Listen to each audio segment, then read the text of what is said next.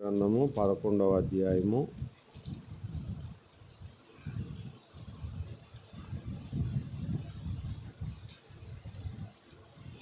యెషయా గ్రంథము 11వ అధ్యాయము మొదటి నుండి కొన్ని వచనాలు చదువుకుందాం. యెషయి మొద్దు నుండి చిగురు పుట్టును, వాని వేరుల నుండి అంకురము ఎదిగి ఫలించును. యెహోవా ఆత్మ జ్ఞాన వివేకములకు ఆధారమగు ఆత్మ, ఆలోచన బలములకు ఆధారమగు ఆత్మ, తెలివిని యెహోవా ఎడల భయభక్తులను పుట్టించు ఆత్మ అతని మీద నిల్చును. యెహోవా భయము అతనికి ఇంపైన సువాసనగా ఉండును. కంటి చూపును బట్టి అతడు తీర్పు తీర్చడు, తాను వినుదానిని బట్టి విమర్శ చేయడు. నీతిని బట్టి బేదలకు తీర్పు తీర్చును, భూనివాసులలో దీనులైన వారికి యథార్థముగా విమర్శ చేయను. తన వాగ్దండము చేత లోకమును కొట్టును, తన పెదవుల ఊపిరి చేత దుష్టులను చంపు. పిల్లరా, దేవుని ప్రజలైనటువంటి ఇశ్రాయేలీలు ఎందుకు ఆశీర్వదించబడ్డ ప్రజలని అంటారంటే, వారిని మొట్టమొదటగా పితరులు వీరివారు అని పౌలు గారు రాశాడు. రోమాపత్రిక 9వ అధ్యాయంలో వాళ్ళ గొప్పతనం గురించి రాస్తూ, పితరులు అంటే మనం చెప్పుకునే మొట్టమొదటి ఆదాము, ఆ తర్వాత అబ్రహాము, ఇస్సాకు, యాకోబు, వీళ్ళందరూ యూదులే. కాబట్టి మన ప్రభు అయిన యేసుక్రీస్తు వారు కూడా యూదుల్లో నుంచే వచ్చారు. కాబట్టి వాళ్ళని ఆశీర్వదించబడ్డ జనమని అంటారు. అంతేకాకుండా ఆయా కాలాల్లో దేవుడు వారి మధ్య లేపుకున్న ప్రవక్తల ద్వారా ఏదైతే మాట్లాడాడో, ఏవైతే బోధలు చేశారో, తర్వాత మన ప్రభు మనుషుగా వచ్చిన తర్వాత ఆయన జీవించిన జీవితం, చేసిన బోధలు, ఇవన్నీ పుస్తక రూపంలో మనం కలిగి ఉండేలాగా దేవుడు శ్రద్ధ తీసుకున్నాడు. ఇందులో మనకి కృప కనిపిస్తుంది. ఆశీర్వదించబడ్డాము అని ఎలా తెలుస్తుందంటే, మనము దేవుని మాటలన్నీ పుటము వేయబడ్డవే కాబట్టి వాటిని మనం మర్చిపోకుండా, ఒకసారి విని ఆ తర్వాత అవి సగమే గుర్తుండి లేకపోతే కొంచెమే గుర్తుండి పొరపాట్లు చేయకుండా 66 పుస్తకాల సంపూర్తి అయిన బైబిల్ని దేవుడు మనకు అందుబాటులో ఉంచటం అనేది నిజంగా ఆయన మనల్ని ప్రేమించాడనడానికి నిదర్శనం, రుజువు. యేసు ప్రభు వచ్చారని, ఈ విధంగా చనిపోయారని బైబిల్ చెప్పకపోతే ఎవరికి తెలుస్తుంది చెప్పండి? తెలిసే అవకాశమే లేదు. ఇంకో విషయం చెప్పనా, మన దేశంలో కేరళ రాష్ట్రంలో ఒక పెద్ద వీధంతా యూదులే ఉంటారు, అచ్చం యూదులే ఉంటారు. ఆ దేశం ఏర్పడ్డాక ఇక్కడ నుంచి మళ్ళీ అక్కడికి వెళ్ళారు కొంతమంది, ఇంకా కొంతమంది అక్కడే ఉన్నారు. యేసు ప్రభు సొంత ప్రజలు వాళ్ళు, కానీ వాళ్ళెవరు సువార్త చెప్పరు, నమ్మరు. వాళ్ళు చేయవలసిన పనిని దేవుడు మనకు అప్పచెప్పాడనమాట. మనం చేస్తున్నాం. ఇప్పుడు ఒక జాతి, కులం, మతం ఏ భేదం లేకుండా ఈ రోజున మనకి కృప దొరికింది, సువార్తను బోధించే కృప. అలాగే వాళ్ళు ఈ గ్రంథంలో 39 పుస్తకాలే నమ్ముతున్నారు, చదువుతారు వాళ్ళు 39 పుస్తకాలని. కానీ ఆ 39 కాకుండా మనకి ఇంకో 27 పుస్తకాల దేవుని వాక్కులు మనకున్నాయి. ఏమండి, దాన్నే మనం కొత్త నిబంధన అని చెప్పుకుంటున్నాం. 27 పుస్తకాలు ఇంకా అదనంగా. కాబట్టి మనకు ఒక పూర్తి బైబిల్, 66 పుస్తకాలు ఉన్న పూర్తి బైబిల్ మనకి ఈ రోజున అందుబాటులో ఉందంటే మనం ఎంత ఆశీర్వదించబడ్డవారమో మీరు అర్థం చేసుకోవాలి. సరే, ఇక్కడ చెప్పబడ్డది మన ప్రభువును గురించిన ప్రవచనం. ఎందుకంటే ప్రభు యెషయి మొద్దు అంటే దావీదు కుమారుడని అందుకే అన్నారు ప్రభుని. ఆ వంశావళిలో నుండి మన ప్రభు వచ్చారని మీ అందరికీ బాగా తెలుసు. మత్తయి సువార్త 1వ అధ్యాయంలోను, తర్వాత లూకా సువార్త 3వ అధ్యాయంలోను వ్రాయబడ్డ వంశావళిలో మీరు ప్రభువును చూస్తారు. కాబట్టి యెషయి అనేవాని నుండి మన ప్రభువు వచ్చారు, యోధా గోత్రంలో నుంచి. అయితే యెహోవా ఆత్మ అతని మీద నిలుచును అని ఉంది. ఆ 2వ వచనంలోని భాగం అంతా చదవలేదు నేను. యెహోవా ఆత్మ, ఆ ఆత్మకున్న లక్షణాలేంటి? ఆయన జ్ఞాన వివేకములకు ఆధారం, ఆలోచన బలములకు ఆధారం, తెలివిని, యెహోవా ఎడల భయభక్తులను పుట్టించే ఆత్మ ఆయన. అలాంటి ఆత్మ మన ప్రభువు మీద నిలిచింది. పరిశుద్ధాత్మ అన్నారు ఆయన. అదే ఆత్మ ఈరోజు మన మీద కూడా, మనకు కూడా అనుగ్రహించబడుతుంది. పరిశుద్ధాత్ముడు రక్షణ పొందిన మనందరికి కూడా అనుగ్రహించబడుతున్నారు. ఇప్పుడు చిక్కు ఎక్కడి నుంచి వస్తుందంటే, మనం పొందిన ఈ కృపావరాన్ని, ఈ ఆత్మని మనము విలువ చేస్తున్నామా లేదా అనేదే సంఘాల్లోనూ విశ్వాసుల్లోనూ తేడా. ఇన్ని సంఘాలు ఎందుకు ఏర్పడ్డాయి అని మీరు ఎప్పుడైనా మిమ్మల్ని ప్రశ్నిస్తే మీరు చెప్పాల్సింది ఇదన్నమాట. పరిశుద్ధాత్మకు లోబడే క్రమంలో కొంతమంది పూర్తిగా లోబడుతున్నారు, కొంతమంది సగమే లోబడతారు, కొంతమంది అసలు పావు వంతే లోబడతారు. ఇట్లా మీరు ఇన్ని శాఖలు ఏర్పడ్డాయి అన్నమాట.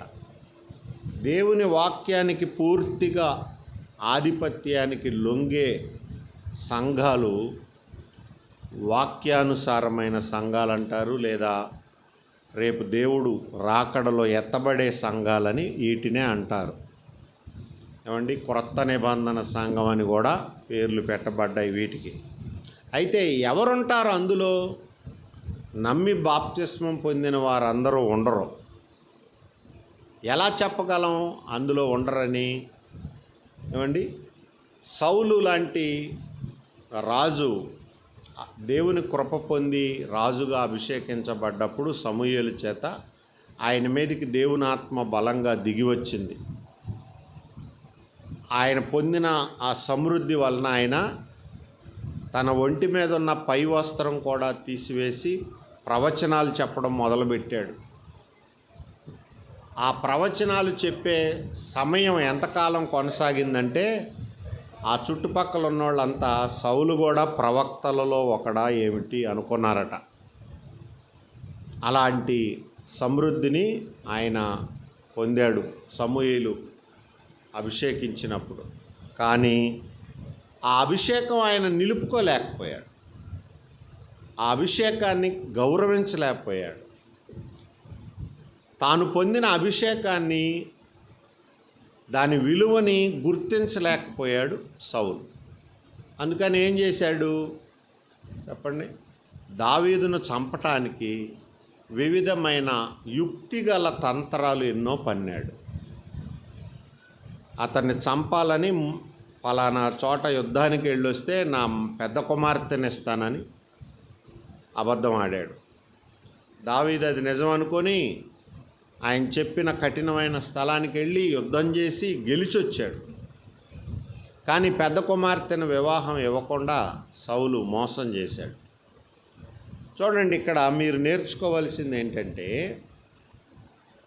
నేను మాటేగా అన్నాను అని సౌలు అనుకోవచ్చు, కానీ దేవుడు మనల్ని అభిషేకించాడు కాబట్టి, తన పరిశుద్ధాత్మ అనే వరం మనందరికి ఇచ్చాడు కాబట్టి, మన పట్ల ఆయన ప్రత్యేకమైన డిమాండ్స్ కలిగి ఉంటాడు.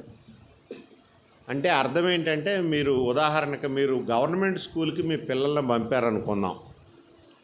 వాడికి 100కు 100 మార్కులు రావాలని మీరు ఆశిస్తారా? ఆశించరు.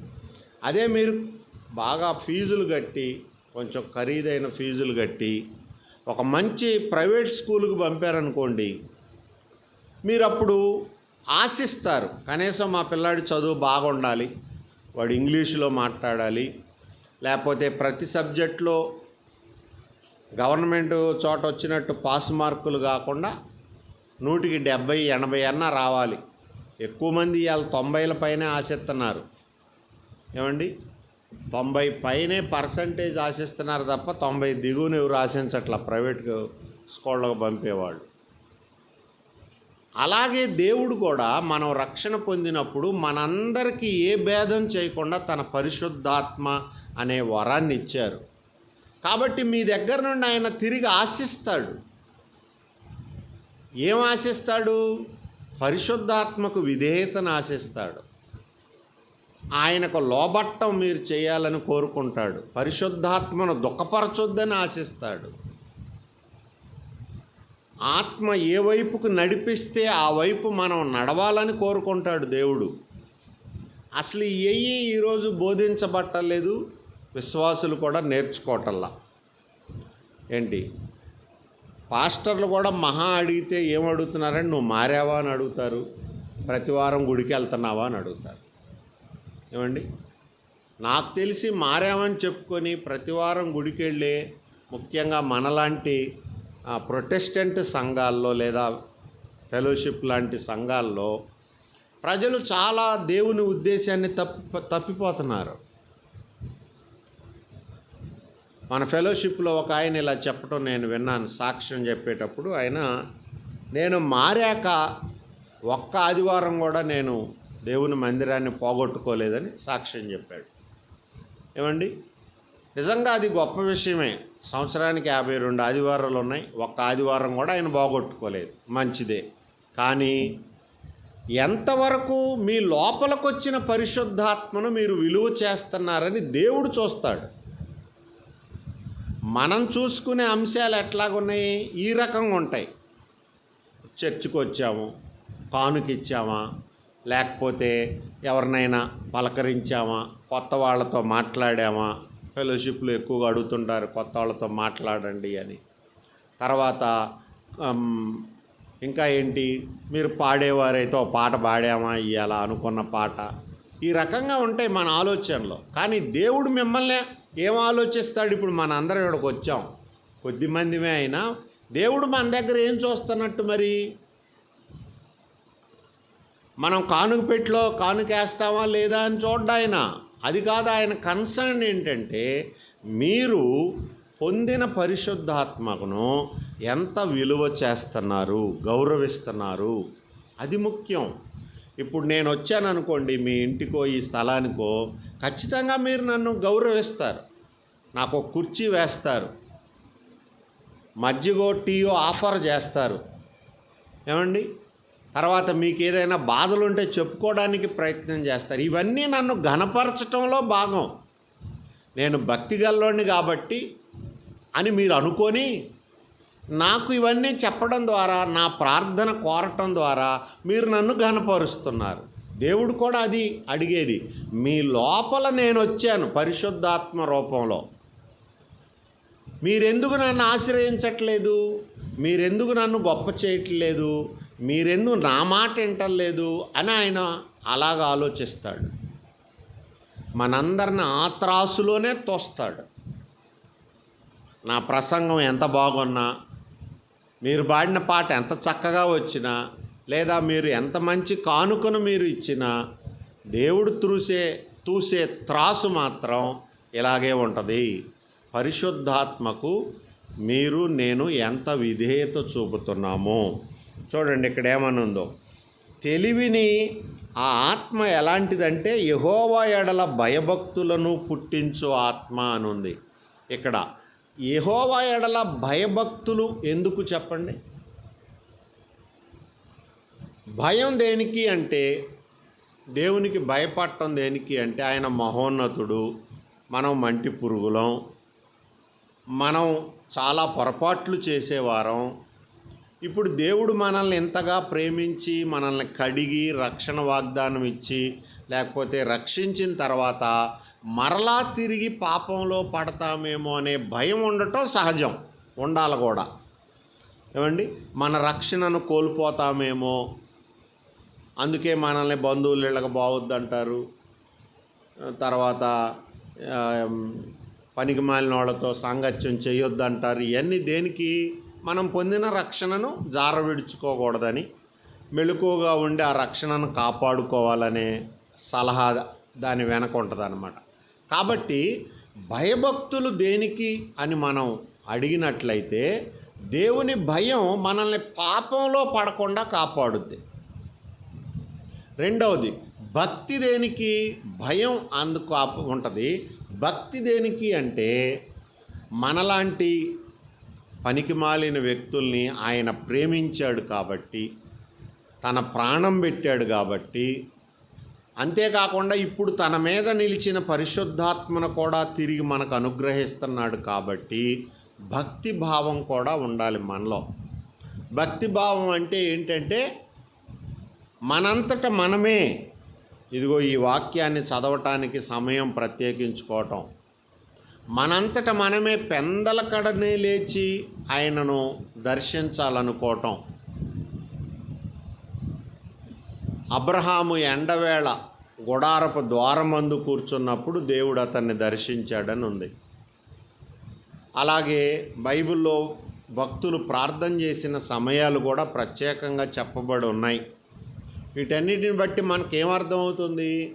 దేవుని ఎడల భక్తి ఉంటే ఎవరి ప్రోత్సాహం లేకుండా మనంతట మనమే దేవునితో గడపటానికి ఇష్టపడతాం.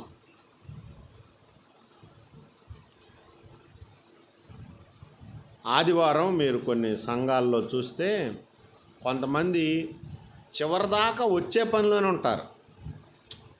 ప్రారంభ సమయం ఒక అరగంట పావుగంట అటు ఇటు అంటే అర్థం ఉంది, కానీ కొంతమంది చివరిదాకా వచ్చే పనిలోనే ఉంటారు. అదేం చూపిస్తుంది? వాళ్ళకి భక్తి భావం లేదన్నమాట. భయం లేదన్నాను నేను, భక్తి భావం లేదు. అంటే దేవుడు చేసిన దానికి కృతజ్ఞత చూపించాలనే స్పృహ వారికి లేదు, నిజంగా లేదు. మీరు నిన్న ఈ మధ్య పేపర్లో చూస్తే విజయవాడలో ఒక రౌడీ షీటర్ని ఒక ఎస్ఐ గారు చంపేశారు. ప్రస్తుతం ఉన్న అవగాహన అది. ఆయన్ని పట్టుకొచ్చి ఆ రౌడీ షీటర్ని కోర్టులో ప్రవేశపెట్టాలి. కానీ ఆయన గారు మరి ఏంటో వాళ్ళకి ఏమన్నా పర్సనల్గా గొడవలోనే ఏం తెలియదు, ఆ రౌడీ షీటర్తో పట్టుకొచ్చి వాడిని బాగా చిత్రహింసలు పెట్టి కొట్టి చంపారని విషయం అది. అయితే ఆయన గారిని అరెస్ట్ చేయడానికి పోలీసులు వెళితేనే, ఆయన కూడా ఇంతకుముందు ఆ స్టేషన్లో ఎస్ఐ, ఆయన అరెస్ట్ చేయడానికి పోలీసులు వెళితే ఆయన దాక్కున్న ఒక ఫ్రెండ్ ఇంట్లో ఉన్నారు. ఆ ఫ్రెండ్ ఇంటి చుట్టూ చాలామంది యవనస్తులు, చాలామంది మనుషులు పోగై ఎస్ఐ గారు చేసింది మంచి పనే, ఆయన మీరు అరెస్ట్ చేయడానికి వీల్లేదు అని పోలీస్ జీబు కదలకుండా దానికి అడ్డం పడి నానా యాగి చేశారు. సరే, ఎలాగోలాగా ఆయన బంధించి ఆయన తీసుకొచ్చి జైలుకి జడ్జి గారి ముందు ప్రవేశపెట్టారు. ప్రవేశపెట్టిన తర్వాత జడ్జి గారు రిమాండ్ విధించారు. అంటే 10 రోజులేమో కస్టడీలో తీసుకోమన్నారు.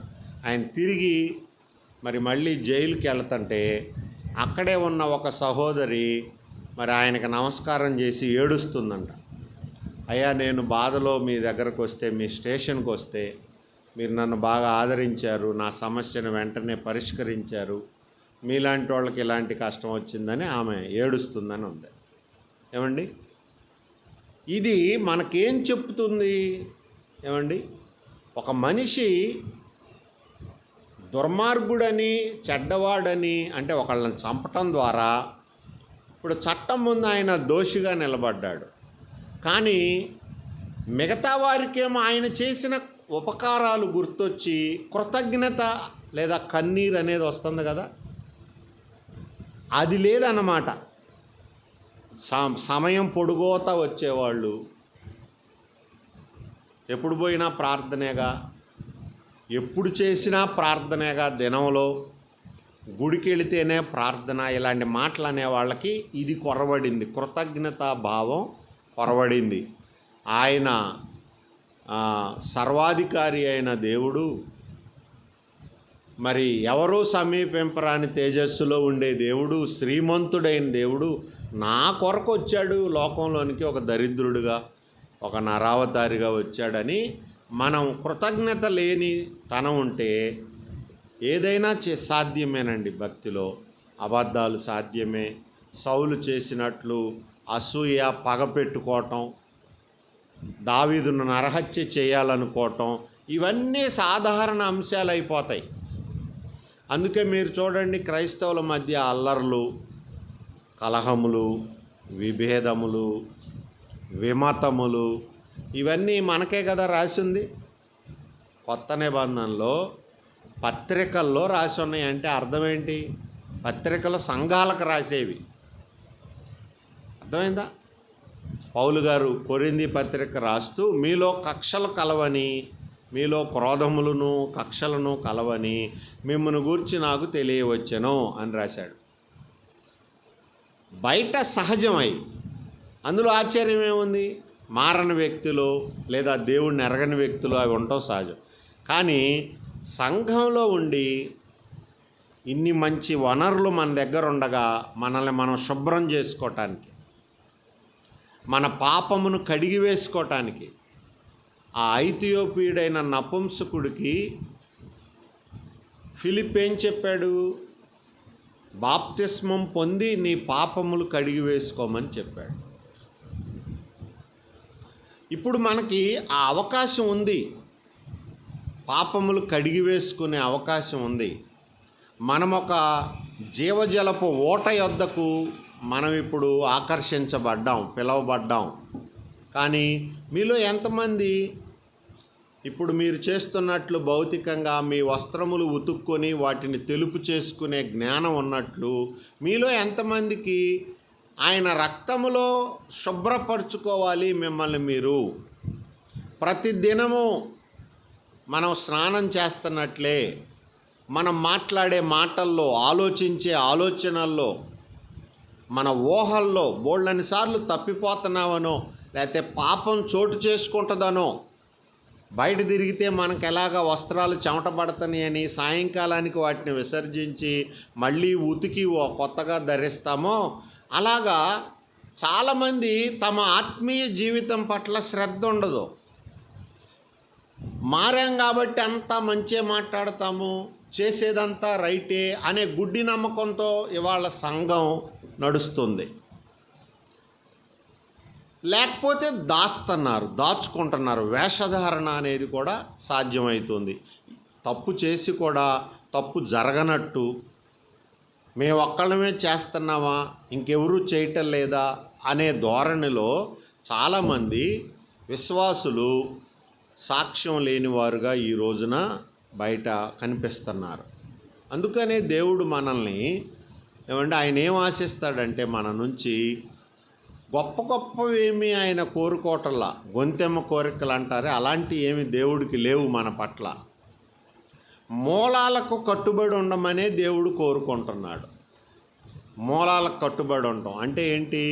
పరిశుద్ధాత్ముడు మనతో ఏం చెప్పినా అది చేయటం మన పని.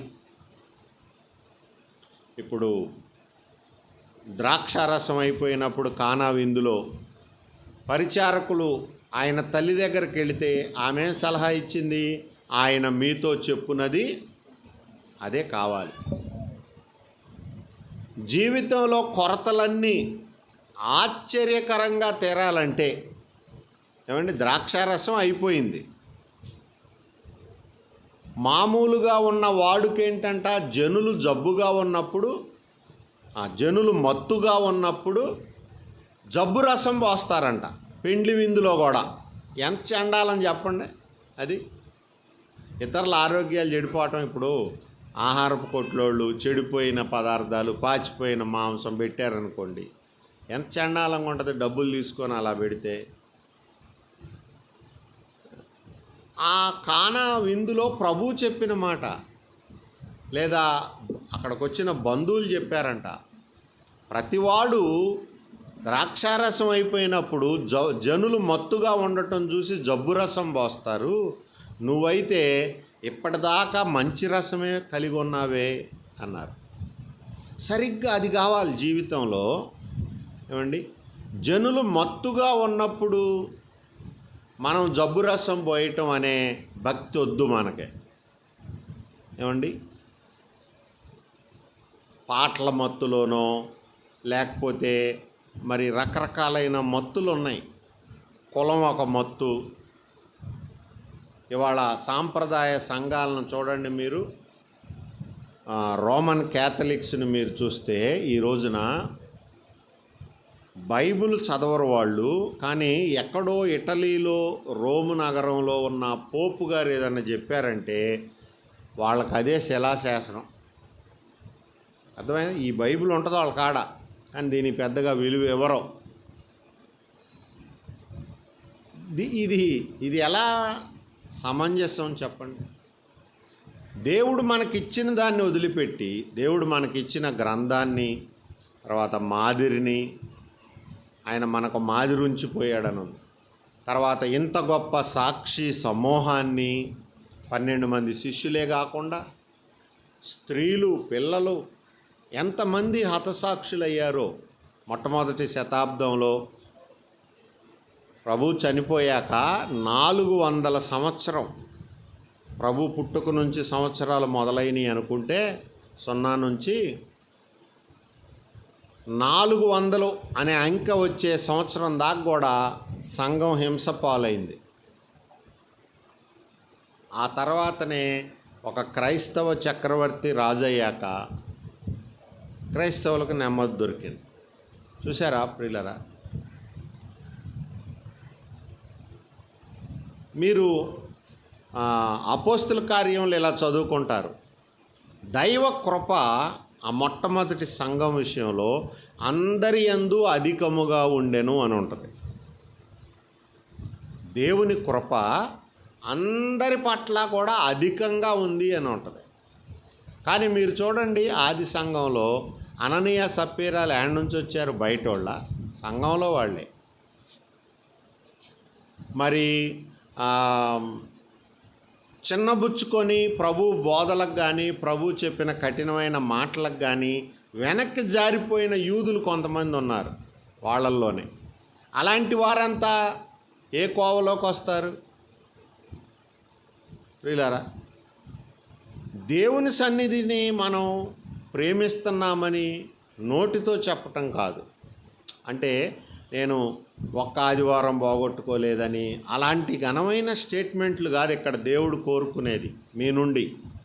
ఆయన కోరేది, మీకు నేను ఇచ్చిన పరిశుద్ధాత్మను మీరెంతగా గొప్ప చేస్తున్నారు, విలువ చేస్తున్నారు. విలువ చేయడం అంటే ఏంటి? పరిశుద్ధాత్మకు ఒక గుడి కట్టడం కాదు అండి. ఇవాళ మీరు హైదరాబాద్ వైపు పోతుంటే లెఫ్ట్ సైడ్ గాంధీ గుడి అని ఒకటి ఉంటుంది.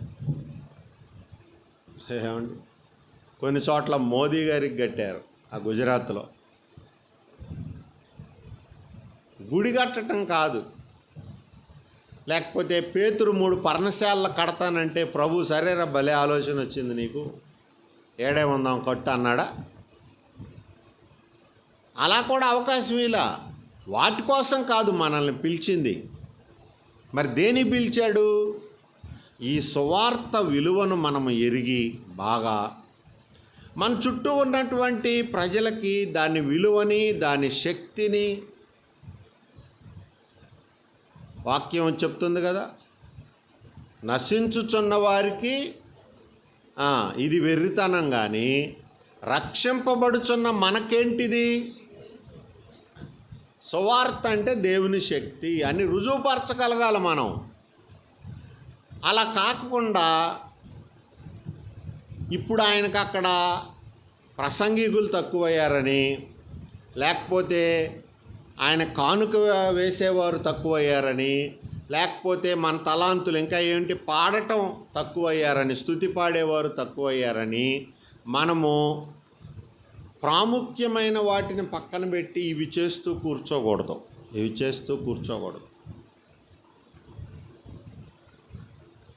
ప్రభు చెప్పిన ఉపమాన ప్రకారము గిన్నెయు పళ్ళెమును వెలుపల శుద్ధి అవ్వాలంటే ముందు వాటి లోపల శుద్ధిగా ఉండాలి.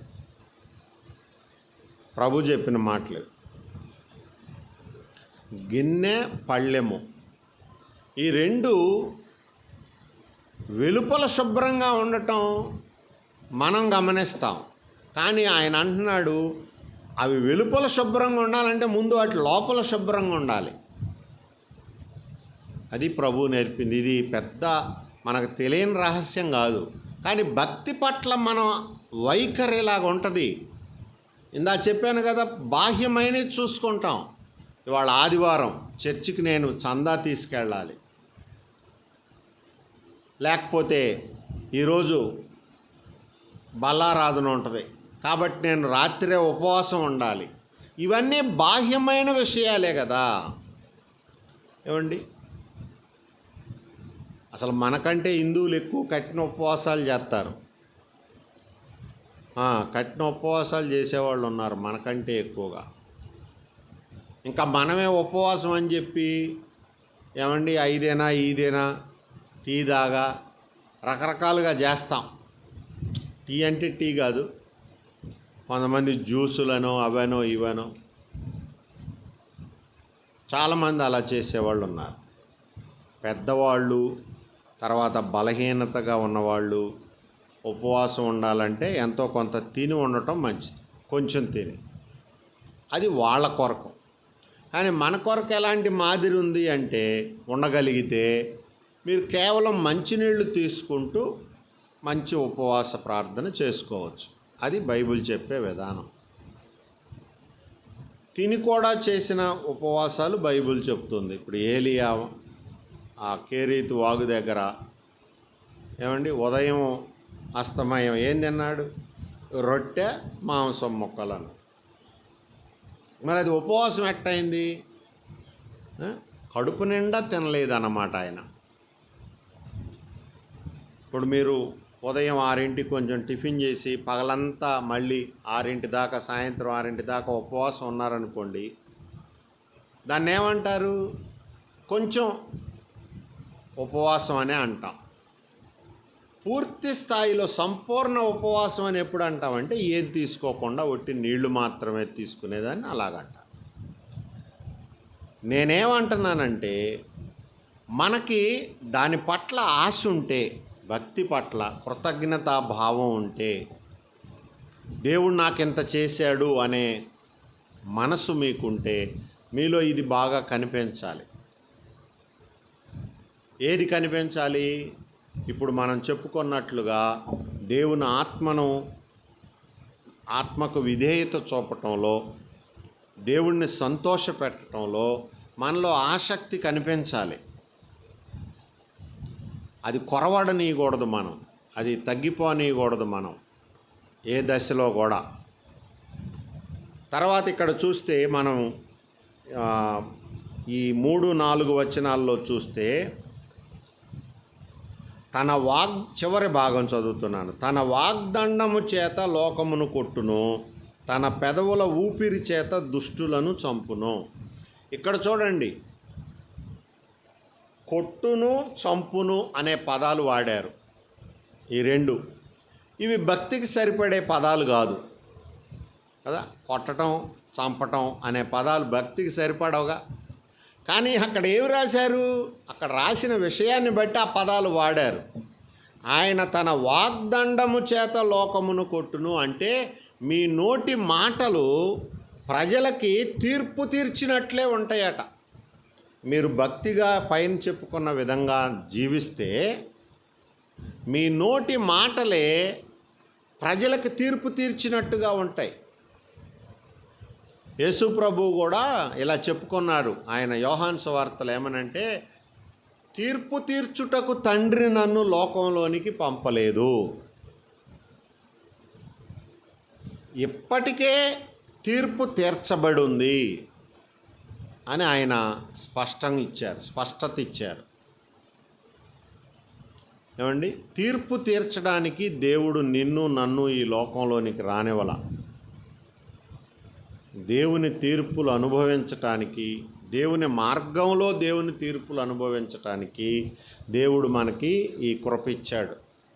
ఇలారా అంచేత మనం చాలా జాగ్రత్తగా ఉండాలి.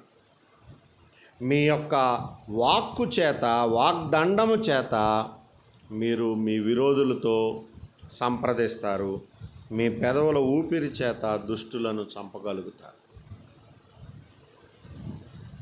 ప్రియులారా, ప్రతి సందర్భంలో కూడా ఆ, పాత నిబంధనలో కానీ కొత్త నిబంధనలో కూడా మీరు చూసేది ఏంటంటే భక్తులు ఎవరైతే నిజంగా ప్రార్థన చేశారో వాళ్ళు చెప్పిన మాటలు కానీ చేసిన పనులు కానీ మరి ఎంతో శక్తివంతంగా మనం చూసాం. ఇప్పుడు ఏలియా ఆయన్ని పట్టుకోవడానికి ఒకడు 50 మందిని తీసుకొని వస్తే, నేను దైవజనుడినైతే నిన్ను అగ్ని దిగి నిన్ను నీ 50 మందిని కాల్చునుగాక అనగానే అలాగే జరిగింది లిటరల్గా. ఇప్పుడు మీరు ఇక్కడ చదువుతున్న మాట అదే. తన వాగ్దండము చేత లోకమును కొట్టును, తన పెదవుల ఊపిరి చేత దుష్టులను చంపును. తర్వాత ఇంకొకడు వచ్చాడు తన 50 మందితో. వాడు కూడా అంతే, దైవజనుడనే భయం లేకుండా ఎలా పడితే అలా మాట్లాడాడు. రాజుగారు రమ్మంటున్నారు, తొందరగా దిగిరా అని. అప్పుడు కూడా ఏలియా భయపడి, నేను దైవజనుడినైతే నువ్వు చనిపోతావంటే అప్పుడు జరిగేది. ఇక మూడోసారి వచ్చినవాడు ఏం చేశాడంట, ఈ వచ్చిన ఇద్దరికి జరిగింది చూసి తెలుసుకొని వాడు ఆయన మీద ఆధారపడి ఆయన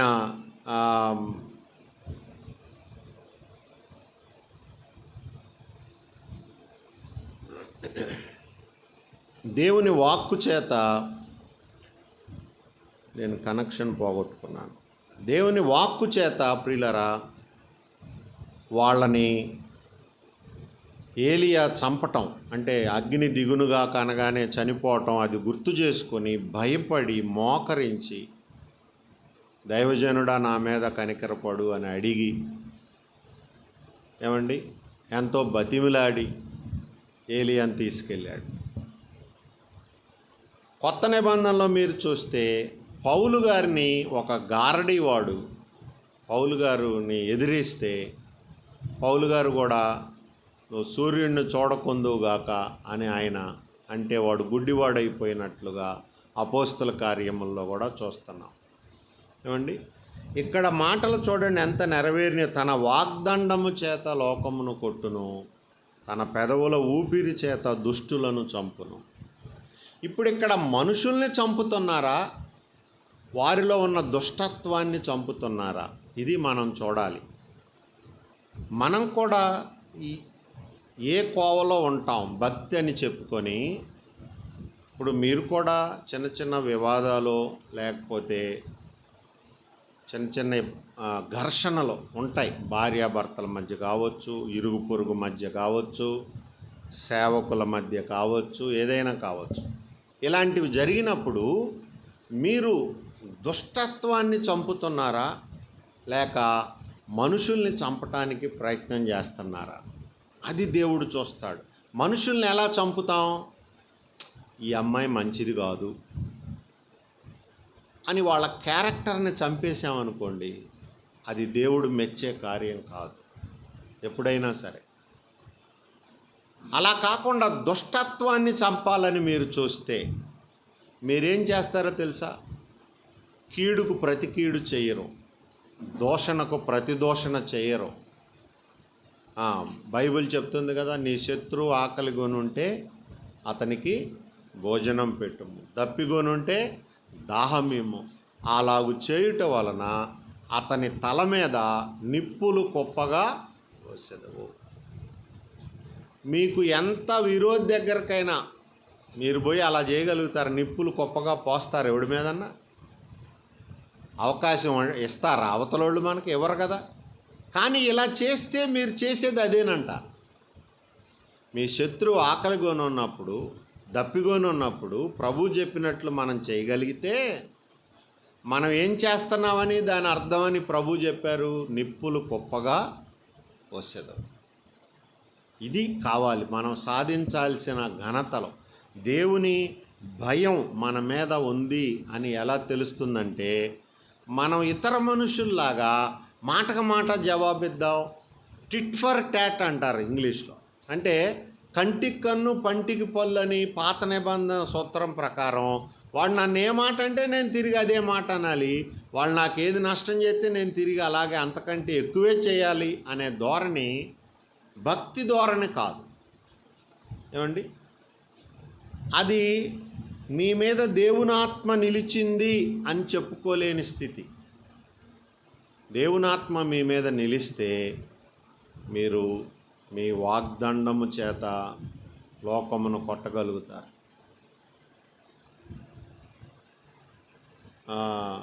ప్రభు నేను కూడా నీకు శిక్ష విధించను అని చెప్పాడు కదా. ఎవరికి? ఆ పాపాత్మురాలైన స్త్రీ లేదా వ్యభిచారమందు పట్టబడ్డ స్త్రీ వ్యభిచారం చేయుచుండగా పట్టబడిందని ఉంది వాక్యంలో. అంటే ఇక నేను చేయలేదు అంటానికి వీలు లేదు ఆమెకి. తప్పు జరుగుతుండగా పట్టుకున్నారు. అలాంటి పరిస్థితిలో ప్రభు ఏమనొచ్చు ఆమెని? ఆమె నేరస్తురాలని రుజువైపోయింది. ఆమెని తిట్టొచ్చు, నిందించవచ్చు. ప్రభు నువ్వు తప్పు చేశావు, నీకు ఈ శిక్ష తగిందే అని. కానీ ఆయన ఎంచుకున్న దారి చూడండి. అమ్మా నేను కూడా నీకు చెప్పండి శిక్ష. మీరు అలా చేస్తారా? మీరు అలా చెయ్యాలి. అది కదా భక్తి. మన పట్ల అందరూ తప్పు చేస్తారండి. అది కుటుంబంలో భర్త కావచ్చు, భార్య కావచ్చు. తప్పులు అందరం మనుషులం కాబట్టి అందరి వల్ల పొరపాట్లు ఉంటాయి. కానీ తీర్పు తీర్చడానికి అవకాశం ఉన్న మీరు ఏ దారి ఎంచుకుంటున్నారు అది ముఖ్యం. ఒక్కొక్కప్పుడు తీర్పు తీర్చడానికి భర్తకు అవకాశం వస్తుంది భార్య తప్పు చేసినప్పుడు. కొన్నిసార్లు ఎక్కువసార్లు భర్త తప్పు చేసి భార్య తీర్పు తీర్చడానికి దొరుకుతుంటారు. మీరే మార్గం ఎంచుకుంటారు? ఇందులో యేసు ప్రభులాగా నేను నీకు శిక్ష విధింపను, ఇక వెళ్ళి పాపం చేయొద్దు అని ఒక ప్రేమపూర్వకంగా సత్యాన్ని చెప్తారా? లేక ఇక మన మానవ భాష, నీ మొహం పాడుగాను, నువ్వు ఎప్పుడు ఇంతే, నీ బతికి ఇంతే, ఈ రకమైన మార్గాన్ని మీరు ఎంచుకుంటారా?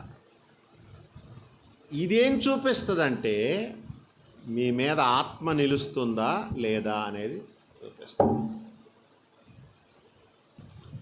నాకు నిద్ర వస్తుంది, మీరు నిద్రపోతే ఎట్ట? ఇంకా మళ్ళీ టిఫిన్ చేయమన్నాడు ఆమోస్ తమ్ముడు అక్కడ వాళ్ళ ఇంటికి వెళ్ళిపోతే. నేను వద్దని చెప్పి తినకుండా వచ్చా. పొద్దున్న నుంచి ఏం తినలా, ఒక లడ్డు తిన్నా అంతే. అది దీనికే నిద్ర వస్తుంది నాకు. 2:30కు లేచా నేను. సరే ప్రియులారా, కాబట్టి నిద్రపోబాకండి. మీరు నిద్రపోతున్నారు ఊరికే చెప్పా. ఆయన తన వాగ్దండము చేత లోకమును కొట్టును. మీ మాటలకి శక్తి సంపాదించుకోవాలి, మీ ఆలోచనలకు పదును సంపాదించుకోవాలి. అలా చేస్తే ప్రియులారా మీరు మామూలు మనుషుల్లాగా పిచ్చి మాటలు తగులు ఆడవక్కర్లేదు, ఏం చేయక్కర్లా. మీ పక్షంగా దేవుడు కార్యసాధకుడు అవుతాడు. ఏమండి? తన జనుల పక్షముగా వ్యాజ్యమాడు దేవుడు అని ఆయనకు ఒక పేరుంది. తన జనుల నిమిత్తము వ్యాజ్యమాడు దేవుడు అని. కాబట్టి ప్రియులారా మనం దేవుని ఆత్మ మన మీద నిలిచేలాగా మన భక్తిని, మన ప్రవృత్తిని కట్టుకోవాలి, నిర్మించుకోవాలి. మీరు ఈ లోకపు మనుషులు ఈ జీవితకాలం మట్టుకే ఇక్కడ జీవిస్తాం అనే గ్రహింపున్న మనుషుల్లాగా, లేకపోతే నిత్యత్వం గురించి, నిత్యజీవం గురించి ఏమాత్రం పరిచయం లేని మనుషుల్లాగా, నమ్మకం లేని మనుషుల్లాగా మనం బ్రతకూడదు ఈ లోకంలో. ఏమండి? మంచి కొరకైనా అంతే, చెడ్డ విషయాల్లోనూ అంతే. మంచి కొరకేంటో వివరిస్తాను. ఇప్పుడు మామూలుగా చాలామంది దాన ధర్మాలు చేస్తారు. వారికి ఉన్న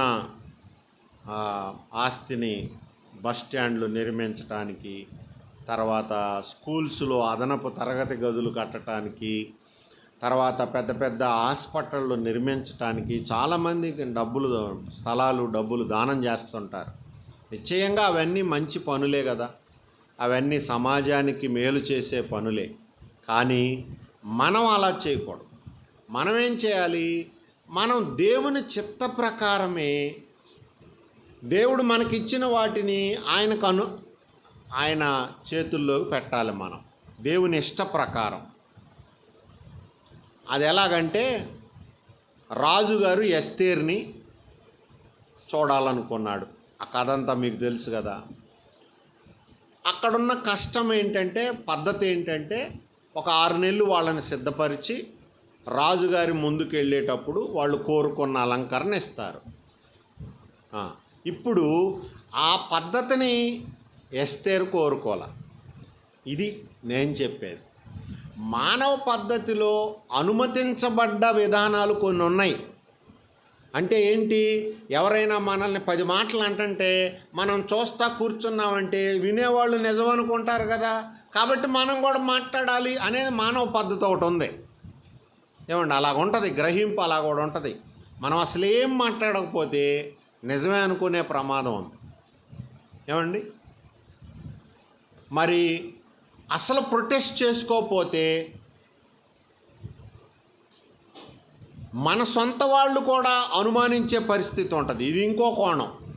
బయట వాళ్ళు అనుకునేది ఒకటి, మన సొంత వాళ్ళు కూడా వీడేదో తప్పు చేసి ఉంటాడు, వీడి దగ్గర కూడా తప్పు ఉండి ఉంటుంది, అందుకే వీడేం మాట్లాడట్లేదు అని మన వాళ్ళు ఎవరైతే మన పక్షాన ఉండదగిన బంధువులు, స్నేహితులు, కుటుంబ సభ్యులు ఉంటారో వాళ్ళు కూడా అలాగ అనుకునే ప్రమాదం ఉంది. యేసు ప్రభువుని అలా అనుకున్నారు కూడా.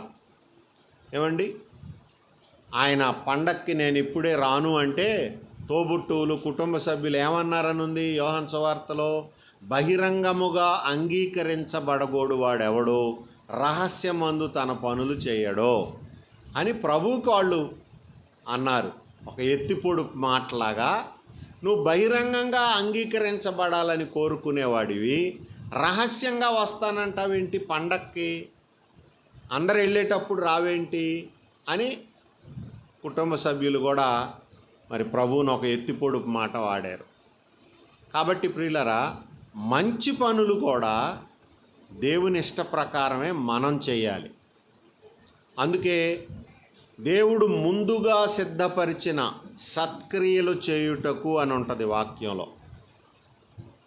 ముందుగా ఏం చేశాడంట, దేవుడు సిద్ధపరిచాడంట. ఏం సిద్ధపరిచాడు, ఇదిగో ఈ సత్క్రియలు ఈ బిడ్డ చెయ్యాలి, ఈ నా బిడ్డ చెయ్యాలి అని చెప్పి నువ్వు చెయ్యదగిన సత్క్రియల్ని నీ కొరకు ముందుగా దేవుడు సిద్ధపరిచాడు.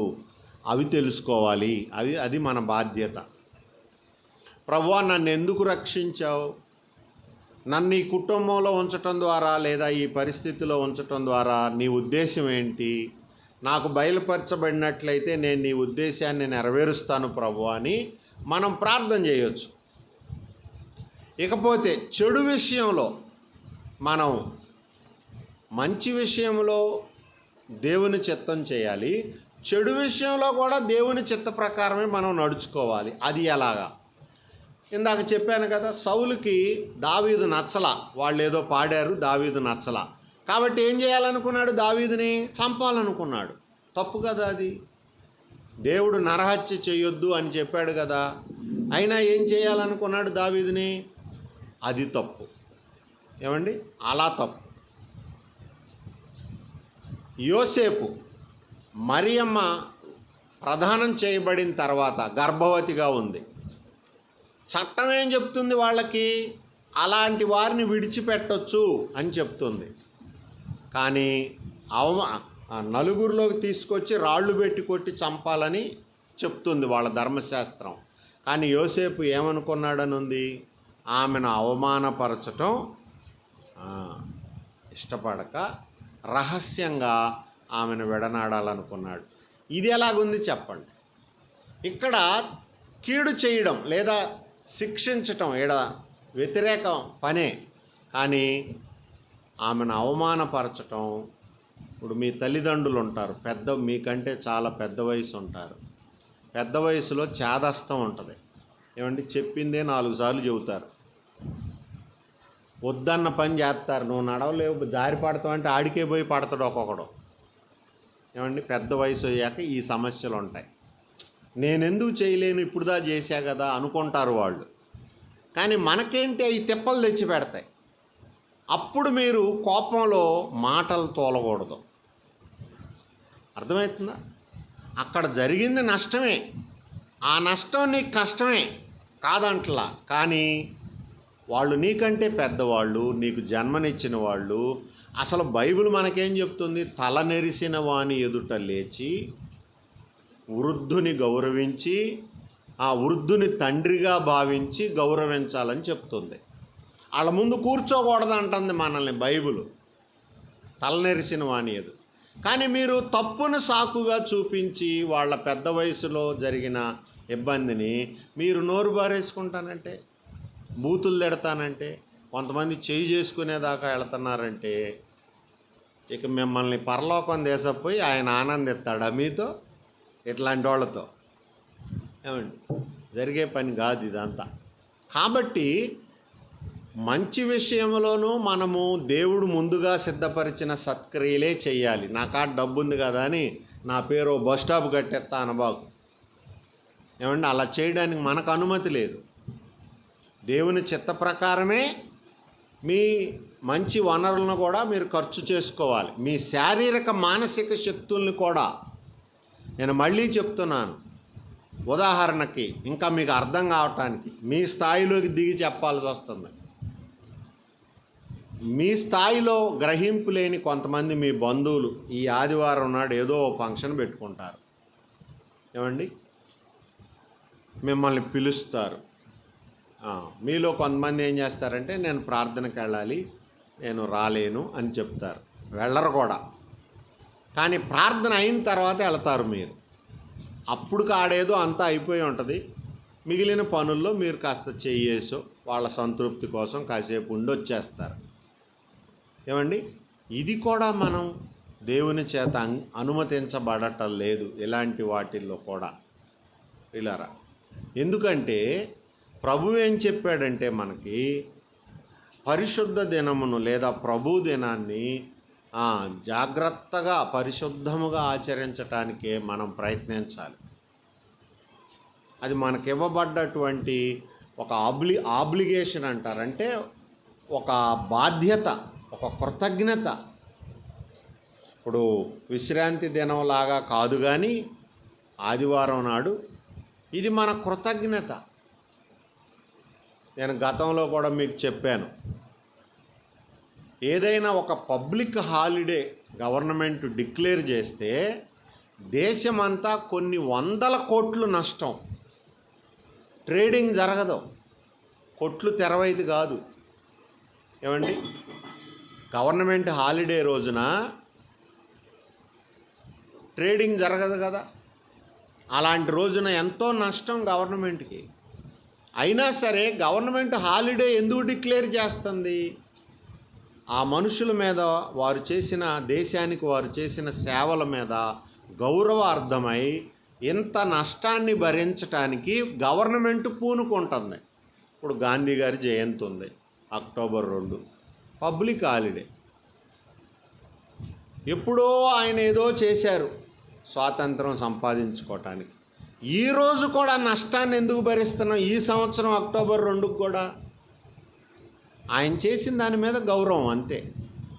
సరిగ్గా అలాంటిదే మన ప్రభు దినం కూడా.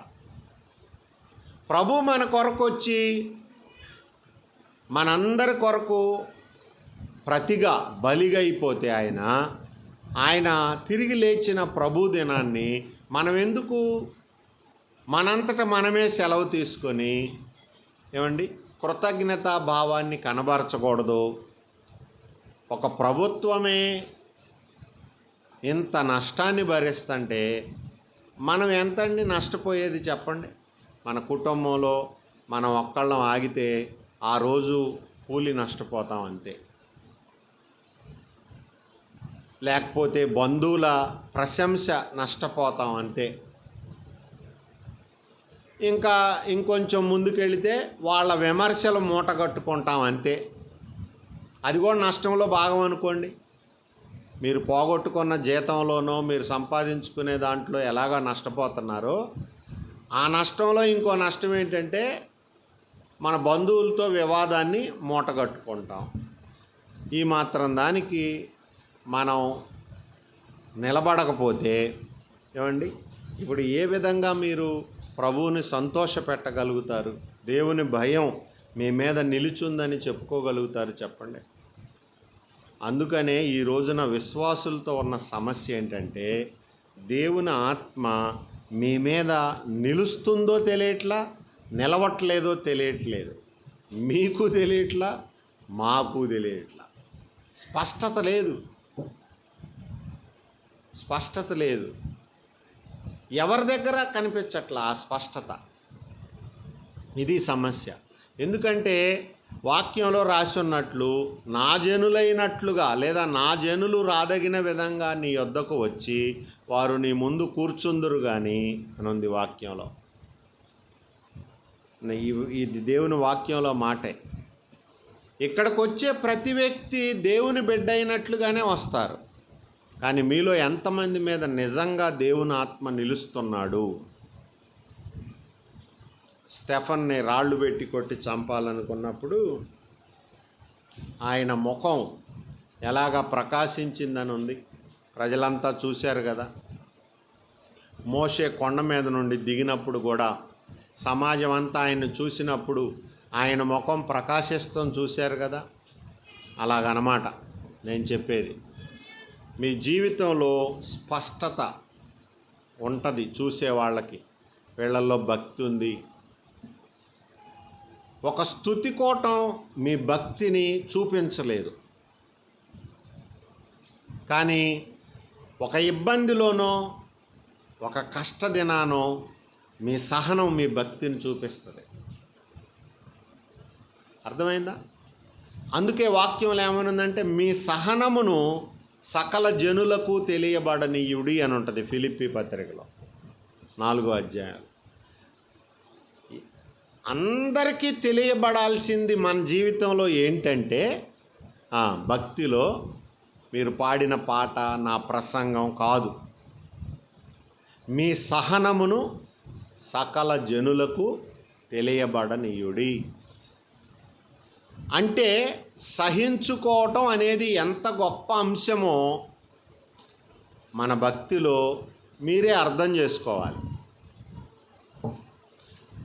సకల ప్రజలకు తెలియబడాల్సింది మన సహనం. కాబట్టి దాన్ని ప్రాక్టీస్ చేయండి. చిన్న చిన్న ఇబ్బందుల్లో, కుటుంబంలో వచ్చే రోజువారీ ఇబ్బందుల్లో సహనాన్నే ప్రాక్టీస్ చేయండి. మీకు బడి పెట్టి ఎవరు సహనాన్ని నేర్పరు. అలాంటి విషయాలు ఎక్కడా నేర్పే బడి లేదు. ఏమండి, మన జీవితమే, మన కుటుంబమే మనకి ఇవన్నీ నేర్పే పాఠశాల అన్నమాట. ఎందుకంటే చిన్న చిన్న ఇరుకులు, చిన్న చిన్న ఇబ్బందులు, ఒకరొకరు కోప్పడుకోవటాలు, ఏమండి తప్పులు చేయటాలు, ఇవన్నీ కుటుంబంలో అంతర్భాగాలు. ఇలాంటి సమయంలో మీరు ఒకరినొకరు శత్రువులుగా చూసుకున్నా లేదా శాశ్వత శత్రుత్వాన్ని మీరు కొనసాగించినా మీరు నేర్చుకోవటం ఆగిపోద్ది. సౌలు నేర్చుకోవటం ఆగిపోయింది. చివరికి మరణంతో అంతమైపోయింది ఆయన జీవితం. సంసోను నేర్చుకోవటం ఆగిపోయింది. ఆయన జీవితం కూడా మరణంతోనే అంతమైపోయింది. కాబట్టి వారు మరణించి మాట్లాడుచున్నారు అని మనం సాక్ష్యం కలిగి ఉండాలి. ఏమండి, పరిశుద్ధుల క్రియలు వారి వెంట వెళుతున్నాయి అని రాసి ఉన్నట్లుగా మన క్రియలు ఉండాలి. గుర్తుపెట్టుకోండి, మీరు రక్షింపబడిన తర్వాత సాధారణ వ్యక్తులుగా మిమ్మల్ని మీరు పరిగణించుకోవద్దు. ఇప్పుడు మన దేశంలో జరుగుతున్న గందరగోళం చూశారు కదా. ఒక వ్యక్తి క్రైస్తవుడైతే అతని కులం వర్తించదు అనే మాట. నేనేమంటున్నానంటే అసలు వాస్తవంగా దాన్ని రుజువు చేయాల్సింది మనం. నేను రక్షించబడ్డాను కాబట్టి ఇక నా కులం నాకు అక్కర్లేదు అని చెప్పాల్సింది మనం. కానీ మనం ఎంత బలహీన పడిపోయి ఉన్నామంటే దేవుడు దాన్ని బలవంతంగా లా ఎన్ఫోర్స్మెంట్ అంటారు ఇంగ్లీష్లో. అంటే బలవంతంగా మన మీద చట్టాన్ని రుద్దవలసి వస్తుంది. నువ్వు క్రైస్తవుడు అయితే నీ కులం రద్దవుద్ది అని చెప్పాల్సి వస్తుంది. మామూలుగా చెబితే ఎక్కట్లేదు మనకి. అందుకని దేవుడు ఈ బెత్తం తీసుకొని చెప్పాలనుకుంటున్నాడు మనకి ఈ రోజున. ఇది అన్యాయమే. కానీ దేవుడుగాక ఎవరు వీటికి అనుమతి ఇచ్చేది? అన్యులు అనుకుంటున్నట్టుగా 3 కోట్లో లేకపోతే 33 మందో లేరేడా, ఉన్నది ఒక్కడే. మనందరికీ ప్రభువు ఒక్కడే, మంచివారికి చెడ్డవారికి కూడా. ఆయన తీర్పులే లోకమందంతటా. నీ తీర్పులు లోకములోనికి రాగా లోక నివాసులు నీతిని నేర్చుకొందురు. 26 యెషయా గ్రంథంలో ఉంటుంది. ఆయన తీర్పులే లోకంలోకి వస్తే లోక నివాసులు నీతిని నేర్చుకుంటున్నారు.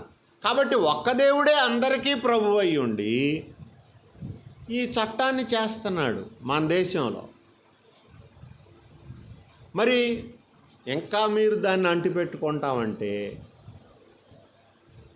మీరు దెబ్బలు తినవలసి వస్తుంది. ఏమండి, ఇది ఎవరికి జరిగింది? మీరు చూడండి సిచ్యువేషన్ ఎలాగొచ్చిందో. ఇది ఒక పాస్టర్ గారికి జరిగింది.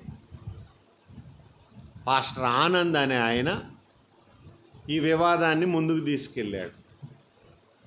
కాబట్టి దేవుడు ఎంత స్పష్టంగా ఒక్క దేవుడే అయ్యుండి ఒక పక్క పాస్టర్ గారు అంటే తనను సేవిస్తున్న బిడ్డ ఉండగా రెండో పక్కన నిలబడ్డాడు దేవుడు.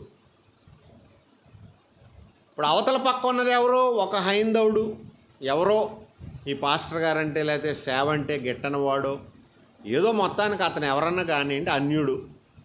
ఇప్పుడు దేవుడు ఎవరి పక్షాన్ని నిలబడాలా చెప్పండి? ఎవరి పక్షాన్ని మనలో మన మాట. మీరైతే ఎటు నిలబడతారు? పాస్టర్ గారికి కల్లే కదా. ఇక మన మాత్రం తెలివి ఆయనకి లేదా? మరి దేవుడికి ఉంది కదా. కానీ మరి ఆయన అటెందుకు పోయాడు? సుప్రీంకోర్టు కూడా ఆ తీర్పునే సమర్థించేలాగా ఆయన అటెందుకు అనుమతించాడు? త్రాసు అటెందుకు మొగ్గింది అని మీరు ఆలోచిస్తే కారణం ఇంకేం లేదు, ఇదే. మనం మామూలుగా నేర్చుకోవలసిన విషయాన్ని పిల్లగాడికి చెబుతారే ఆ పని చేయబాగరా అని, వాడెంటడా మళ్ళీ అదే చేస్తాడు. మళ్ళీ చెబుతారు మీరు ఎంతో సహనంగా, ఎందుకంటే మీరు తల్లి కాబట్టి తండ్రి కాబట్టి ఒక్కసారి దెబ్బ కొట్టరు కాబట్టి 4 సార్లు చెబుతారు. వాడు వింటాడా? వెండో. అప్పుడు అదే మాటనే గట్టిగా ఒకటి పీకి మన తండ్రి చేస్తుంది కూడా అదే. ఆయన మనకి సువార్త గత 2000 సంవత్సరాలుగా ఈ దేశంలో వినిపింపజేస్తున్నాడు. మానవులందరూ సమానమే. ఏమండి, పాకిస్తాను మన దేశంలో నుంచి విడిపడిన దేశం. సువార్తకి అక్కడ ప్రవేశం లేదు. కాబట్టి వాళ్ళకేం తెలియదు? కులం లేదని, ఒక్క మనుషుని నుండి అందరం సృష్టించబడ్డామని వాళ్ళకి తెలియదు. వాళ్ళు నమ్మరు దాన్ని. వాళ్ళ గ్రంథంలో ఏముందో వాళ్ళకి సరిగా పట్టింపు లేదు, ఆ మహమ్మద్ గారి గురించి తప్ప. మరి వాళ్ళకంటే మనం వాళ్ళు దగ్గరగా ఉన్నవాళ్ళు, మనం అన్యులం, విగ్రహారాధికులం.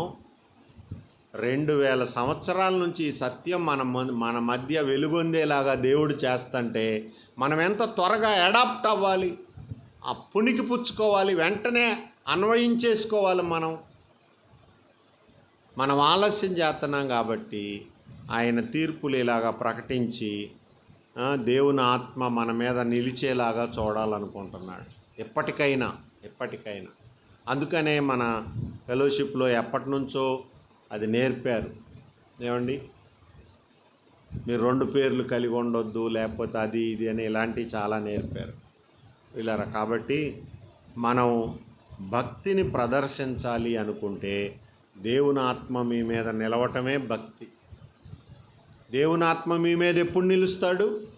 మీరు మీకిష్టమైనట్లుగా మంచిలో ప్రవర్తించకూడదు, చెడులో ప్రవర్తించొద్దు.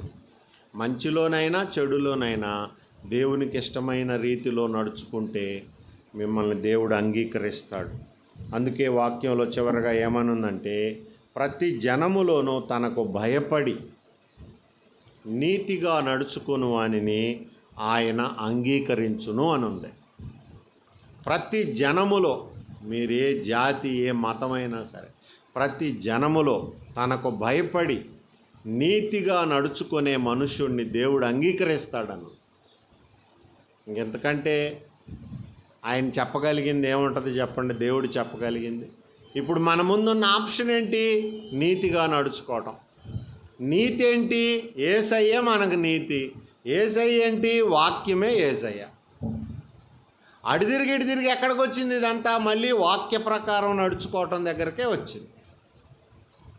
ప్రతి జనములోనూ నీతిగా నడుచుకునేవాడిని ఆయన అంగీకరిస్తాడు. నీతి ఏంటి మనకి క్రైస్తవులకి? 1 కొరింథీ 1:31 ప్రకారం దేవుని మూలముగా యేసుక్రీస్తే మనకు జ్ఞానము, నీతి, పరిశుద్ధత, విమోచనము.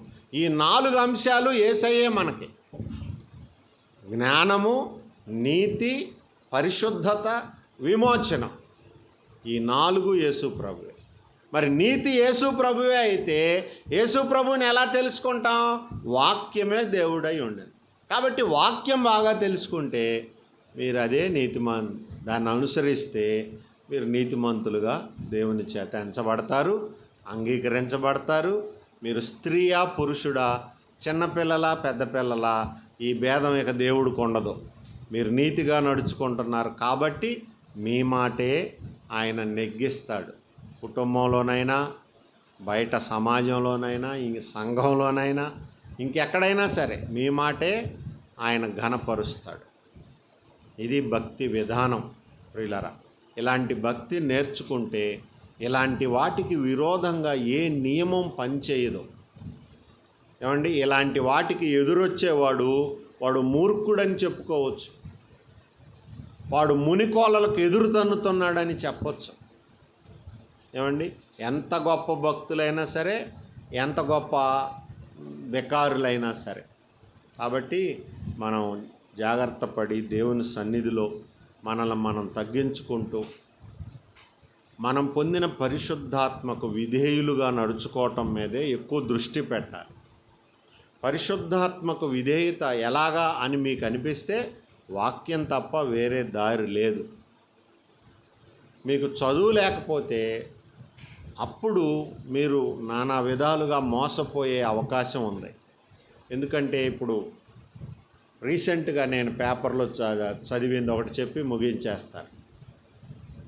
ఒక లేడీకి వాళ్ళ మేనల్లుడో ఎవరో కొద్దిగా దూర బంధువు ఒకడు వచ్చి, నీకు చదువు లేదే అత్త, నీకు ఏదైనా బ్యాంకు మెసేజ్లు వచ్చినా నీకు చెప్పటం చూసుకోవటం రావట్లేదు, నీ సిమ్ నా ఫోన్లో వేసుకుంటాను, నేనైతే ఎమ్మటే నీకు మెసేజ్లు చెబుతా అని అనడంట. ఈ తిక్కలామ బంధువు కదా అని సిమ్ వాడికి ఇచ్చిందట. వాడు వేసుకున్నాడు. ఈమెగారికి బ్యాంకులో ఉన్న డబ్బులు కానీ ఏదున్నా మెసేజ్లు రాగానే వాడు చూసుకొని ఆ సిమ్ ద్వారా ఇప్పుడు అన్ని యాప్లు ఫోన్లో రావచ్చు. అలా బ్యాంకులన్నీ ఖాళీ చేశాడు. ఏమండి, తర్వాత వాళ్ళ పిల్లల పేరిట ఫిక్స్డ్ డిపాజిట్లు వేసి అవి కూడా ఖాళీ చేశాడు. ఇప్పుడు నీ ఇష్టం వచ్చిన కాడ చెప్పుకోపో అంటున్నాడు. ఏమండి, ఇది ఎంత మోసం! ఏమండి, ప్రజలు ఎంతగా మరి నమ్మి మోసపోతున్నారు. కానీ మనకి చదువు లేకపోతే భక్తిలో కూడా ఇలా మీరు మోసపోతుంటారు. ఎలా మోసపోతారు? ఇప్పటికే వ్యాపించిన మూఢనమ్మకాలు ఉన్నాయి భక్తిలో కూడా. ఒక సంఘం ఇది మంచిదంటది, ఒక సంఘం ఇది మంచిదంటది. ఒకటి ఆరాధనా పద్ధతి ఇది మంచిదంటది, ఇంకోటి ఇది మంచిది. ఏది మంచిదో తెలియక ఏమండి మనం చాలామంది ఇబ్బంది పడుతూ ఉంటారు.